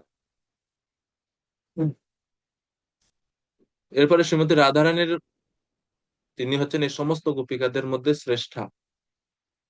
এবং রাধারানী যে ভগবানের সেবা করে কি আনন্দ অনুভব করে সেটা ভগবান নিজেও অনুভব করতে পারেন না, আর যেই কারণে তিনি পরবর্তীতে শ্রী চৈতন্য মহাপ্রভু রূপে এই জগতে আসছেন। চৈতন্য মহাপ্রভু এই জগতে আসার, কৃষ্ণ এই জগতে চৈতন্য মহাপ্রভু আসছেন শুধুমাত্র এই রাধারানীর ভাবটা আস্বাদনের জন্য। শ্রীরাধায়া প্রণয় মহিমা কীদৃশো বা নৈব আসাদ্য येनाद्भुतमधुरिमा कीदृशो वा मदीय सख्यं चस्य मदनुभवता कीदृशो वेत्ति लोभात् इति तद्भावाद्य समजनिषचि गर्भसिन्धौ हरिन्दु। শ্রী রাধায়া প্রণয় মহিমা কীদৃশ। শ্রীমতী রাধারানীর প্রেমের মহিমাটা কি, এটা আমি জানি না, 1 নাম্বার। 2, আসাদ্য ইয়েন অদ্ভুত মধুরিমা কীদৃশ। শ্রীমতী রাধারানী আমার মাধুর্য আস্বাদন করে কি অনুভব করে তা আমি জানি না। এবং সখ্যম চাস্য মদ অনুভবত কীদৃশ, সে যে আমার সেবা করে কি সুখ পায় তা আমি জানি না। এই 3টা জিনিস জানার জন্য তৎ ভাবাঢ্য, তার ভাবকে, অর্থাৎ শ্রীমতীর ভাবকে যুক্ত হয়ে, ভাবকে গ্রহণ করে আমি সচী মাতার গর্ভরূপী সিন্ধু থেকে আবির্ভূত হয়েছি।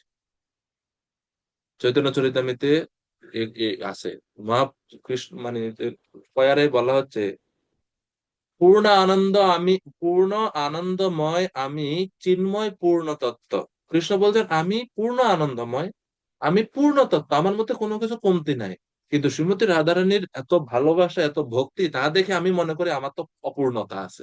এই পূর্ণ ভগবানও নিজেকে অপূর্ণ মনে করে শ্রীমতী রাধারানীর ভক্তির প্রভাবে। রাধিকার প্রেমে আমা করয়ে উন্মত্ত। শ্রীমতী রাধারানীর যে প্রেম বা ভক্তি আমার প্রতি, তা দেখে আমি উন্মত্ত হই। এবং চৈতন্য চরিতামৃতের আগে বলা হয়েছে যে এই যে ব্রজগোপিকাদের যে প্রেম ভগবানের প্রতি, এটা জড়জাগতিক কোনো প্রেম প্রেম নয়। সহজ গোপীর প্রেম নহে প্রাকৃত কাম, কাম ও ক্রীড়া সাম্যে তার কহি কাম নাম। মানে ব্রজগোপিকাদের যে প্রেম, সেটাই জড়জগতের কামের সঙ্গে কোনো তুলনা হয় না।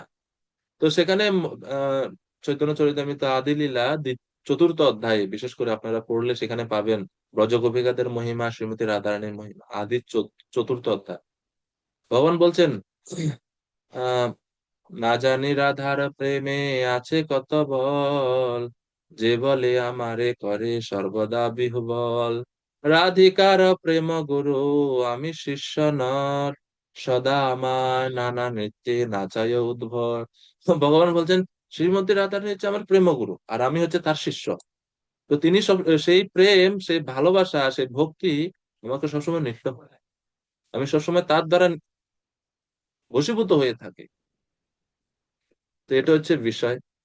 এবং তাৎপর্যে তাৎপর্যে বলা হচ্ছে যে এই রাধারানী যেরকম ভগবানের প্রিয়, তার কুণ্ড অর্থাৎ রাধা কুণ্ড সেটাও ভগবানের অত্যন্ত প্রিয়। তো পদ্ম পুরাণে বলা হচ্ছে, যথা রাধা প্রিয়া বিষ্ণু তস্য কুণ্ড প্রিয়ম তথা সর্বগোপীষু সেবিকা বিষ্ণুর অত্যন্ত বল্লভ। এটা লঘু ভাগবতামৃতে আছে, লঘু ভাগবতামৃতে, যে যথা রাধা প্রিয়া বিষ্ণু, ভগবান শ্রীকৃষ্ণের প্রিয় যেরকম শ্রীমতী রাধারানী, কুণ্ডম তস্য কুণ্ড প্রিয়ম তথা, তার কুণ্ডও ভগবানের সেই রকম প্রিয়। সর্বগোপেষু সেবিকা বিষ্ণুর অত্যন্ত বল্লভা। এবং সকল গোপীগণের মধ্যে শ্রীমতী রাধারানী কৃষ্ণের উচ্চতম হৃদয়মণি, মানে কৃষ্ণের সবচাইতে প্রিয় হচ্ছেন তিনি। তো এইভাবে শ্রীল প্রভুপাদ বলছেন, তাই কৃষ্ণ ভাবনায় উদ্ভূত ভক্ত মাত্রেরই একান্তে রাধা কুণ্ডে আশ্রয় নিয়ে সারা জীবন ভগবত সেবা করা উচিত। এটা হচ্ছে এই 10 নম্বর শ্লোকের মূল বিষয়। এখন এটা মানসেও হতে পারে, শারীরিক ভাবে যদি কেউ যেতে না পারে, মানসেও রাধাকুণ্ড মানসিক ভাবে স্মরণ করে রাধাকুণ্ডের তীরে থেকে ভক্তি অনুশীলন করতে পারে। এবং সর্বশেষ শ্লোক 11 নম্বর শ্লোকে এখন তিনি রাধাকুণ্ডেরই মহিমা বিশেষভাবে বর্ণনা করছেন, রাধাকুণ্ডের মহিমা বিশেষভাবে বর্ণনা করছেন। ধীর নৃসিংহ প্রভু। হরে কৃষ্ণ প্রভু।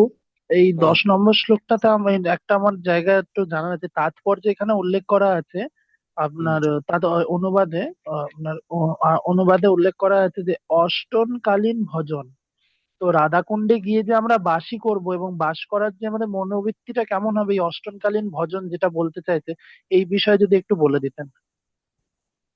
যারা আহ যে ভাব এবং প্রেম ভক্তি স্তরে উন্নীত ভক্তরা, তো ওনারা মানসে অষ্টকালীয় সেবা করে থাকে, অষ্টকালীন সেবা করে থাকে রাধা কৃষ্ণের। অষ্টকালীন মানে হচ্ছে ভগবানের যে সেবা, মানে 8টি ভাগে ভাগ করা। যেমন প্রথম হচ্ছে নিশান্ত লীলা। এটা হচ্ছে গোলক বৃন্দাবনে ভগবানের লীলাগুলোকে তারা মানসে স্মরণ করে ভগবানের ওই ভাবে ভগবানের সেবা করে। প্রথম হচ্ছে নিশান্ত লীলা। নিশান্ত লীলা শুরু হয় উষাকালের পূর্বে।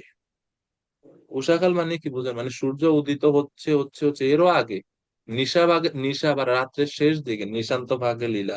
তো ওই সময় রাধাকৃষ্ণ গোলক বৃন্দাবনে কি রকম লীলা করছেন, সেই লীলা তারা স্মরণ করে, সেইভাবে সেবা করে।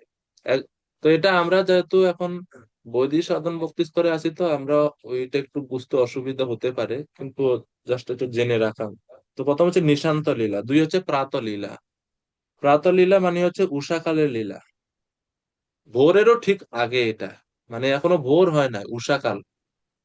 আর 3 নাম্বার হচ্ছে পূর্বাহ্ন লীলা। পূর্বাহ্ন লীলা হচ্ছে সকাল হয়েছে, ভোরবেলা, ওই সময় কি কি সেবা গোপীরা শ্রীমতী রাধারানী কৃষ্ণ করে থাকে, এগুলো তারা এভাবে মানুষে এগুলো করে সেবা, রাধা গোবিন্দের সেবা করে থাকে।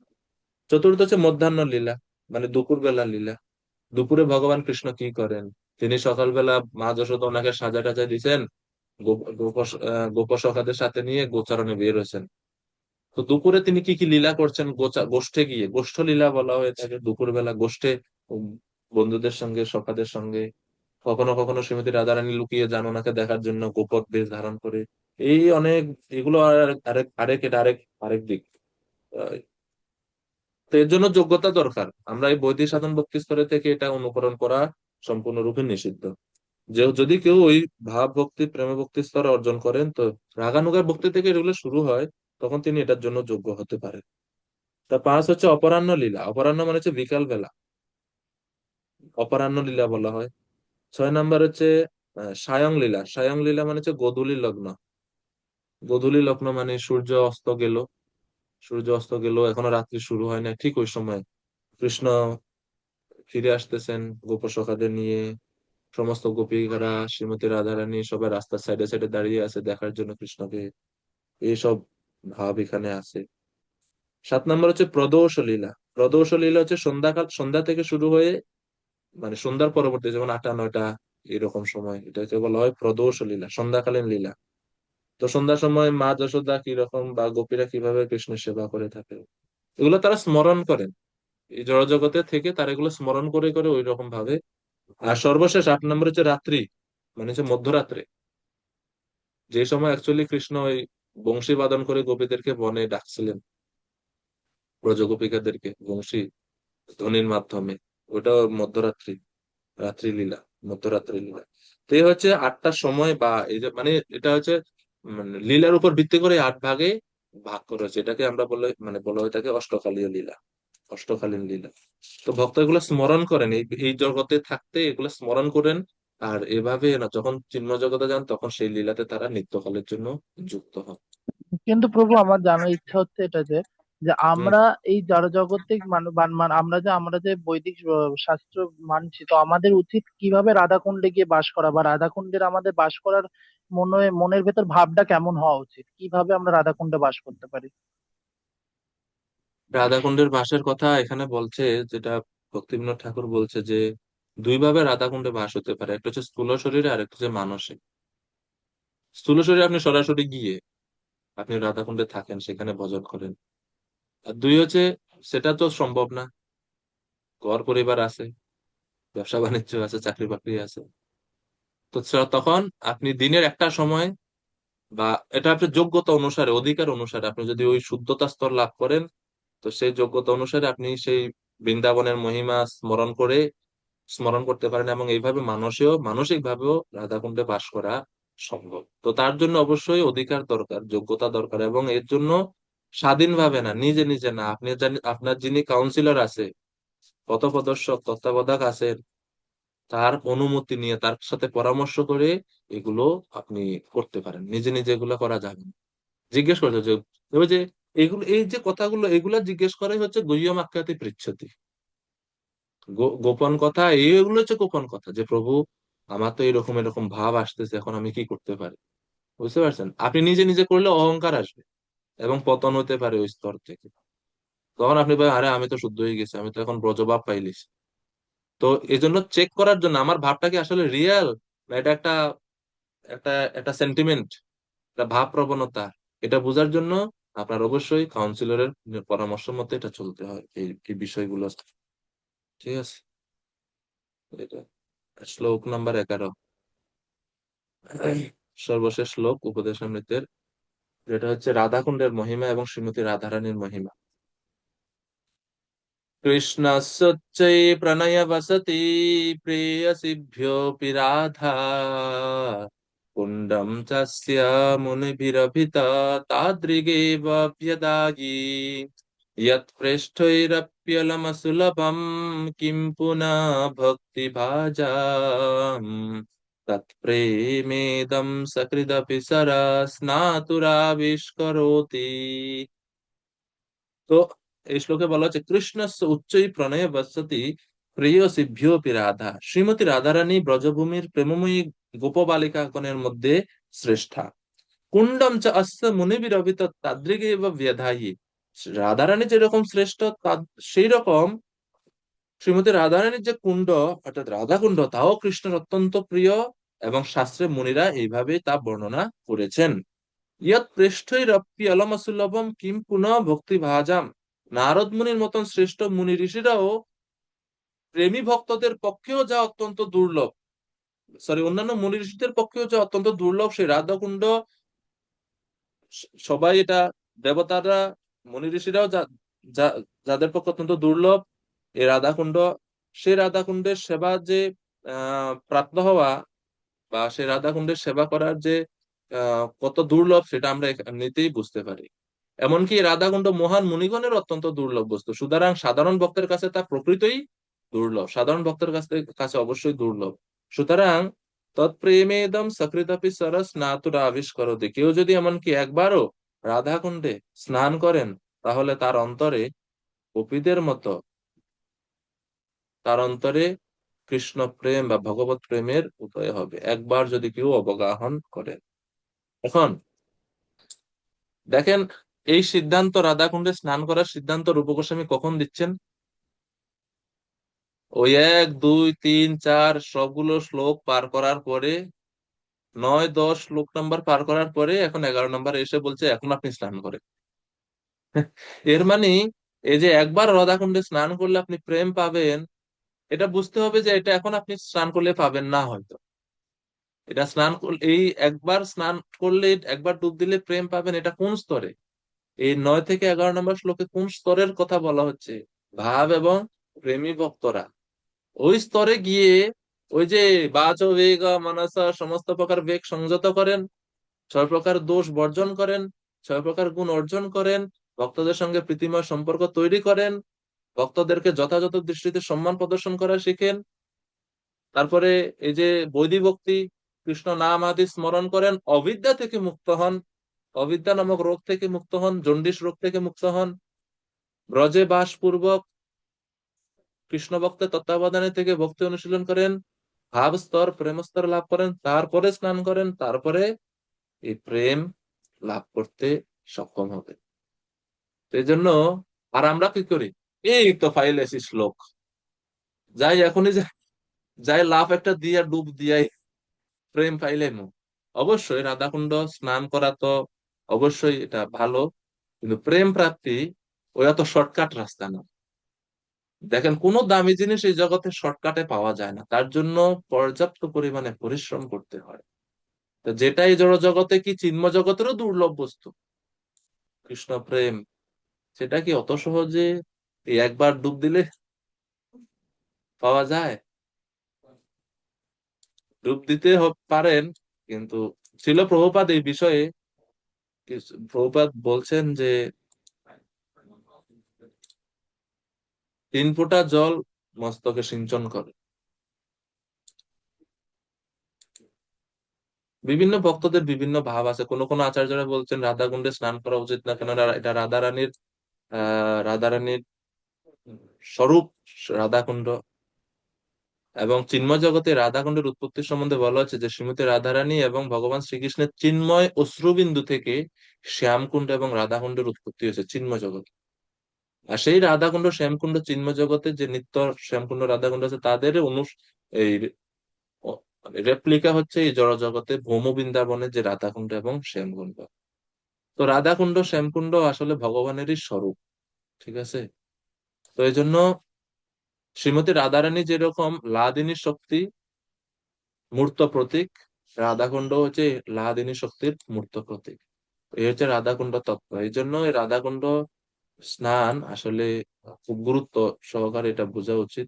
শিলা প্রভুপাদ এই জন্য বলছেন ভক্তদেরকে যে জাস্ট এখন আমরা যেহেতু কলুষতা আছে আমাদের অনেক, বলছে নামবে না, জল নিয়ে মস্তকে সিঞ্চন করে।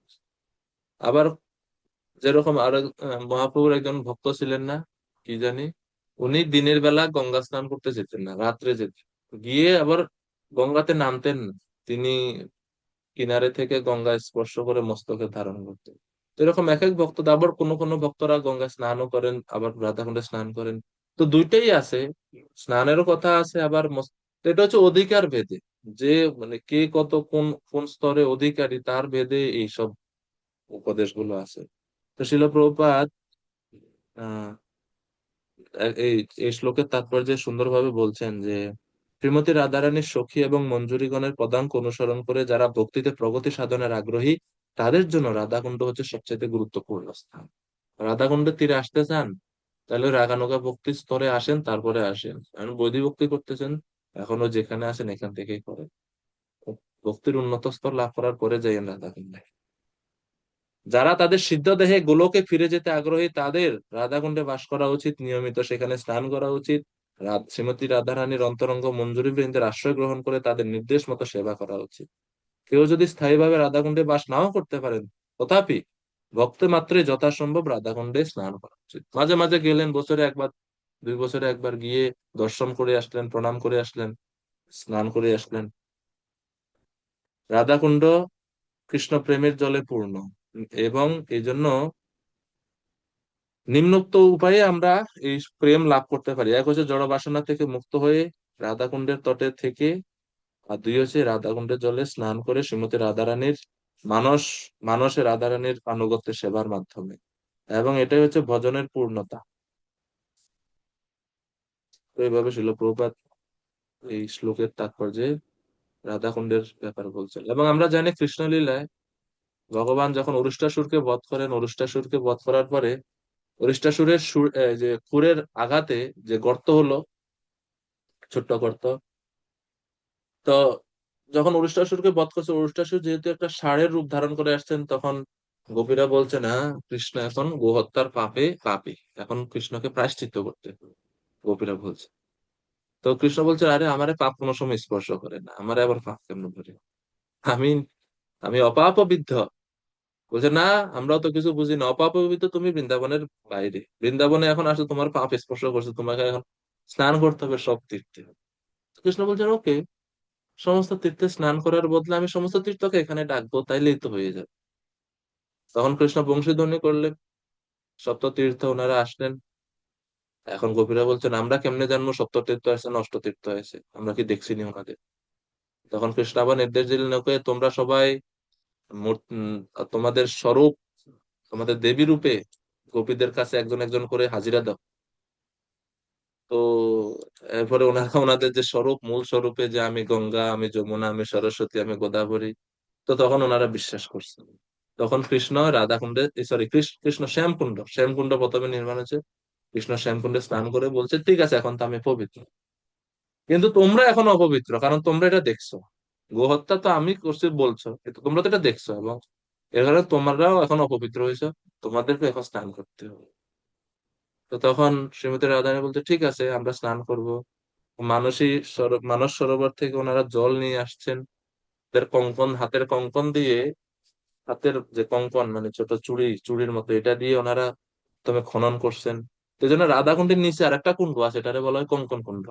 রাধাকুণ্ডের নিচে আছে, যখন রাধাকুণ্ড শুকিয়ে যায় তো ভিতরের এই কঙ্কন কুণ্ড দেখা যায়, যেটা ওনারা হাতের কঙ্কন দিয়ে নাকি খনন করছিলেন এরকম।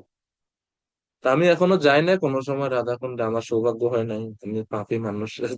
যাওয়ারে গেলে ইচ্ছা আছে দেখার।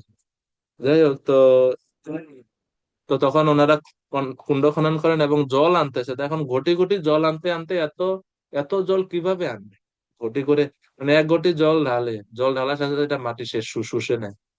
তো তখন কৃষ্ণ বলছেন, তুমি তীর্থদের সাহায্য নাও। তখন তীর্থরা সেই রাধাকুণ্ডে প্রবেশ করে এবং এইভাবে রাধাকুণ্ডের উৎপত্তি হয়। কিন্তু কলিযুগ আসতে আসতে রাধাকুণ্ড শ্যামকুণ্ড অপ্রকট হয়ে গেছে, মানে হারাই গেছে, বিলুপ্ত হয়ে গেছে। তখন শ্রী চৈতন্য মহাপ্রভু, যিনি হচ্ছেন স্বয়ং রাধাকৃষ্ণ মিলিত রূপ, তিনি এই স্বয়ং প্রথমে এই রাধাকুণ্ড এবং শ্যামকুণ্ডের প্রকট করেন। বৃন্দাবনে মহাপ্রভুর আগে কেউ শ্যামকুণ্ড রাধাকুণ্ড চিনত না। মহাপ্রভু যখন বৃন্দাবনে গমন করেন, বৃন্দাবন ভ্রমণের জন্য যান, তখন তিনি মহাপ্রভু আশেপাশে মানুষদেরকে জিজ্ঞেস করছেন যে শ্যামকুণ্ড রাধাকুণ্ড কোন জায়গায়। আর শাস্ত্রে তো বর্ণনা আছে। তো যারা বৃন্দাবনবাসী তারাই জানে না শ্যামকুণ্ড রাধাকুণ্ড কোথায়। বর্তমানে যে বৃন্দাবনের এত উন্নতি প্রগতি, এসব হচ্ছে একমাত্র গৌড়ীয় বৈষ্ণবদের জন্য। চৈতন্য মহাপ্রভু এবং ষোড়শ গোস্বামীর একমাত্র এই বৃন্দাবনকে এত উন্নত করার পিছনে একমাত্র দায়ী, আর দায়ী হচ্ছে ইসকন। এর আগে বৃন্দাবনের অত প্রগতি, অত উন্নতি এবং এত মহিমা জগৎবাসীর কাছে প্রকাশিত হয়নি। এই ষোড়শ গোস্বামীরা নিজেরা সমস্ত লুপ্ত তীর্থগুলোকে উদ্ধার করছে। চৈতন্য মহাপ্রভু স্বয়ং শ্যামকুণ্ড রাধাকুণ্ড প্রকট করছেন, এরকম বর্ণনা আছে চৈতন্য চরিতামৃত গ্রন্থে। মহাপ্রভু মানে যখন এরকম বৃন্দাবনে ভ্রমণ করছেন, তো তিনি হঠাৎ ভক্তদের সঙ্গে ছেড়ে এই পাশে দুইটা ধান খেতে অল্প একটু জল, এই অল্প একটু জলের মধ্যে মহাপ্রভু গিয়ে ঘোরাঘুরি শুরু করছে। তখন ভক্তরা বলছেন, আরে ধান খেতের মধ্যে কি ঘোরাঘুরি করতেছে এটা?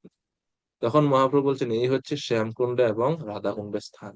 তো এরপরে মহাপ্রভুর পরে রূপ গোস্বামী, সনাতন গোস্বামী এবং বিশেষ করে রঘুনাথ দাস গোস্বামী এই রাধাকুণ্ড শ্যামকুণ্ড খননের জন্য বিশেষ ভূমিকা রাখে। বুঝা গেছে? আহ 5,000 বছর পূর্বে ভগবান শ্রীকৃষ্ণের নাতি বজ্রনাথ, তিনি শ্যামকুণ্ড রাধাকুণ্ড নির্মাণ মানে খনন করছে, এই সিঁড়ি নির্মাণ করছিলেন। এরপরে পরবর্তীতে এই আমাদের রঘুনাথ দাস গোস্বামীকে এই দায়িত্ব দেওয়া হলো এই কুণ্ডের জল ভালো মানে কুণ্ডকে সুন্দরভাবে ইয়ে করার জন্য। এটা অনেক অনেক বড় কাহিনী আছে কিভাবে এটা হয়।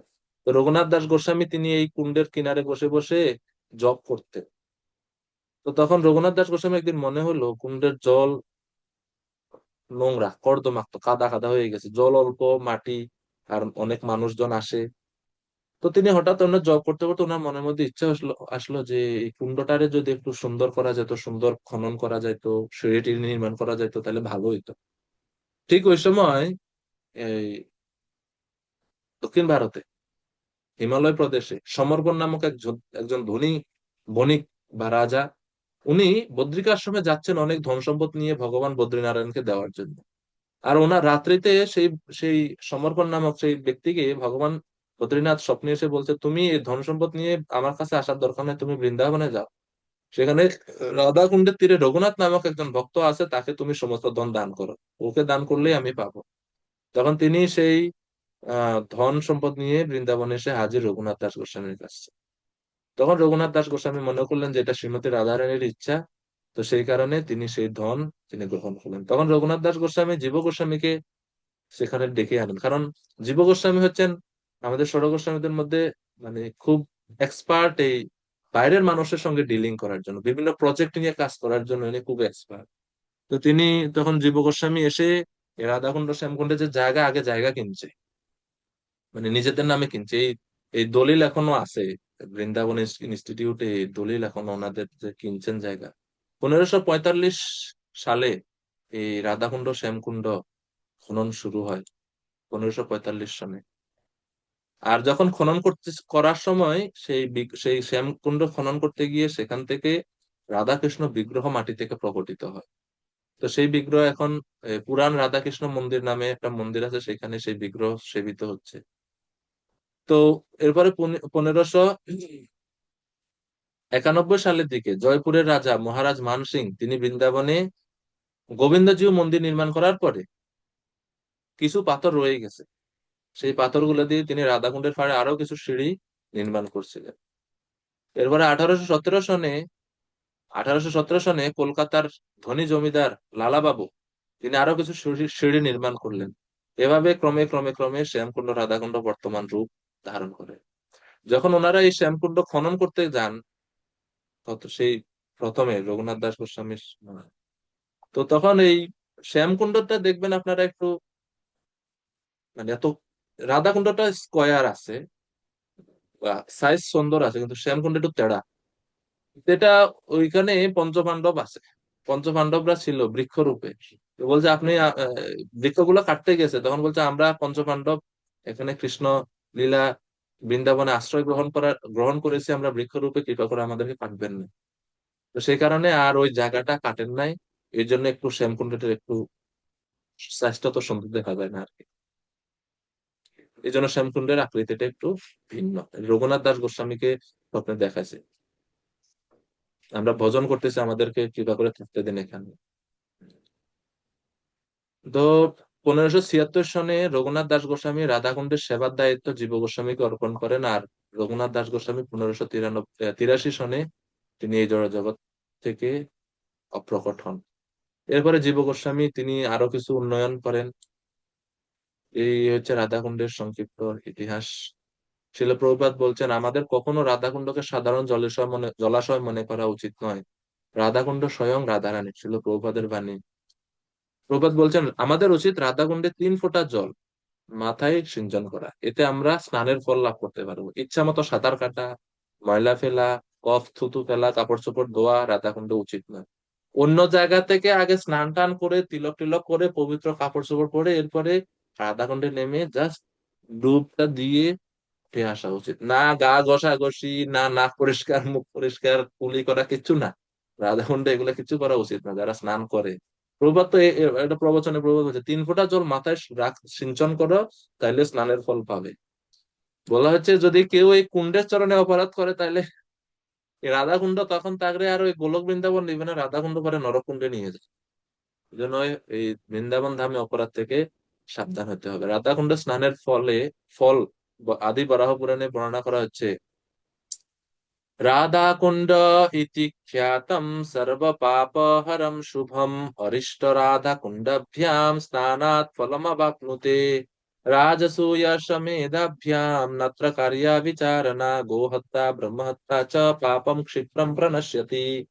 যে কেউ যদি রাধাকুণ্ডে স্নান করে, রাধাকুণ্ডম ইতি খ্যাতম, এই রাধাকুণ্ড নামে খ্যাত যে কুণ্ড, এটাতে যদি কেউ স্নান করে, সর্ব পাপহরম, তার সমস্ত পাপ নষ্ট হবে।